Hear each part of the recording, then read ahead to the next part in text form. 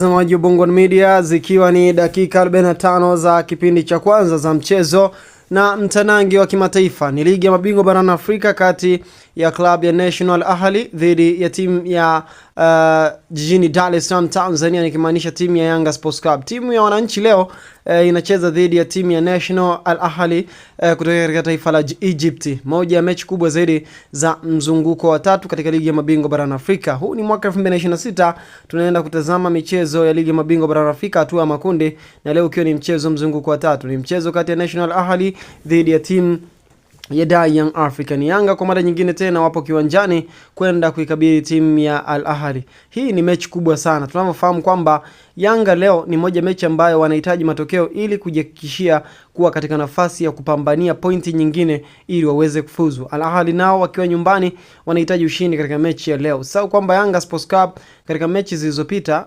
walipata ushindi wa mchezo mmoja.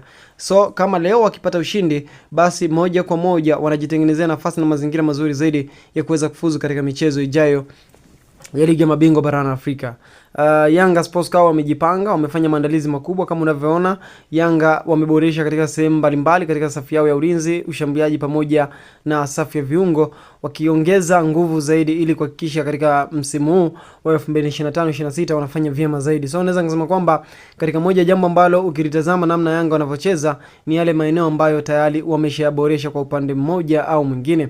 Naweza kusema kwamba leo tunaenda kushuhudia dakika 90 za moto kweli kweli, zikiwa hizi ni dakika 45 za kipindi cha kwanza. Ni yale ambayo klabu ya Young African wanafanya ili waweze kupata matokeo, waone namna gani wanaweza wakatengeneza rekodi za misimu iliyopita. Yanga msimu uliopita walishindwa kufika hatua ya makundi, walishindwa kufika hatua ya robo finali ya ligi ya mabingwa barani Afrika wakiishia hatua ya makundi, lakini msimu huu wamejizatiti kuhakikisha wanafika hatua ya robo finali.